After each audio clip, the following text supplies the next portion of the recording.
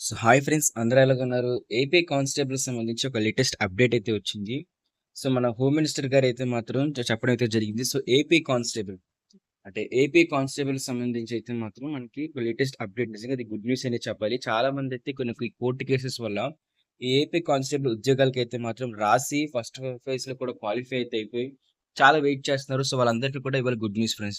So ఇదే విధంగా మీరు ఎవరైనా సరే మన కొత్తగా వచ్చినట్లయితే మన ఛానల్‌కి ఖచ్చితంగా సబ్స్క్రైబ్ చేసుకోండి. సబ్స్క్రైబ్ చేసుకొని బెల్ నోటిఫికేషన్ పెట్టినట్లయితే ఏపీ ఇంకా టీఎస్‌కి సంబంధించి ఎప్పటికప్పుడు గవర్నమెంట్ జాబ్ అప్డేట్స్ అనేవి మీ వరకైతే వస్తాయి.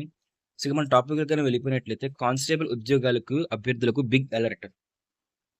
ఇక ఏపీలోని 6,100 కానిస్టేబుల్ ఉద్యోగాల నియామక ప్రక్రియను పూర్తి చేస్తామని హోంమంత్రి బంగళపొడి అనిత వెల్లడించారు. సో పైన చూస్తున్నారు కదా! సో ఈవిడే మనకి ఇక్కడ హోమ్ మినిస్టర్. సో ఏపీకి.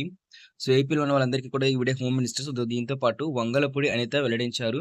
సో 5 నెలలలో పీఎంటీ, పీఈటీ పరీక్షలను పూర్తి చేస్తామని చెప్పైతే ఆవిడ అన్నారు. సో మిగతా అటు వచ్చే 5 నెలల్లో మీకు జాన్వరికి ఆ టైం కల్లా జాన్వరి, ఫిబ్రవరి కరోనా మీకైతే పీఎంటీ ఫిజికల్ సంబంధించిన టెస్ట్‌లయితే ఉంటాయి. సో ఫిజికల్ టెస్ట్‌లనేవి మీకు ఈ లెక్కన చూసుకున్నట్లయితే మీకు ఫిబ్రవరి ఎండింగ్ కల్లా కూడా మీకు పీఎంటీ, పీఎస్‌కి సంబంధించేసి ఫిజికల్ ఎండ్యూరెన్స్ టెస్ట్‌కి సంబంధించి పరీక్షలకు సంబంధించి డేట్స్ అనేవి రిలీజ్ చేస్తారు. సో, అప్పుడు మీరైతే ఆ డేట్స్‌కి వెళ్ళొచ్చు. సో, పలు కారణాలతో ఈ పోస్టుల భర్తీ ప్రక్రియ వాయిదా పడింది అని అంటారు. సో, మనకు తెలిసిందే కదా! కొన్ని కోర్ట్ కేసెస్ వల్ల, కొన్ని ఇష్యూస్ వల్ల ఈ యొక్క కానిస్టేబుల్ నోటిఫికేషన్‌కి సంబంధించి రిక్రూట్‌మెంట్ అనేది చాలా లేట్ అయితే చేశారు. సో, ఇప్పటికే చాలా లేట్ అయిపోయింది. చాలామంది కానిస్టేబుల్ ఉద్యోగాల కోసం వెయిట్ చేస్తున్నారు. సో, ఇప్పుడు అప్డేట్ వస్తుందని చెప్పేసి.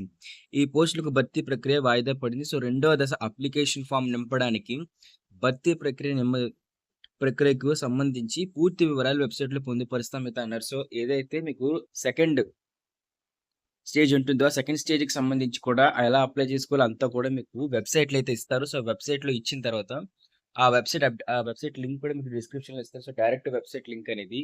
సో, డిస్క్రిప్షన్ మీద క్లిక్ చేయండి. సో, నేను మీకు ఇదే విధంగా ఒకవేళ సెకండ్ స్టేజ్ అప్లికేషన్ కూడా వచ్చినప్పుడు నేను మీకు ఖచ్చితంగా వీడియో చేసి పెడతాను. సో, ఖచ్చితంగా అంటే ఈ వీడియో గాని మీకు నచ్చినట్లయితే ఖచ్చితంగా లైక్ చేయండి. లైక్ చేసిన తర్వాత సబ్స్క్రైబ్ కూడా చేసుకోండి. ఎందుకంటే సబ్స్క్రైబ్ చేసుకుంటేనే ఆ నెక్స్ట్ అప్లికేషన్ ప్రాసెస్ కానివ్వండి, ఆ ఫిజికల్ టెస్ట్‌కి సంబంధించిన డేట్స్ కానివ్వండి, పీఎంటీకి సంబంధించిన డేట్స్ కానివ్వండి, ఏమొచ్చినా సరే ఫాస్ట్‌గా మేము ఈ ఛానెల్‌లో చెప్పడం జరుగుతుంది కాబట్టి సో, ఖచ్చితంగా సబ్స్క్రైబ్ చేసుకోండి.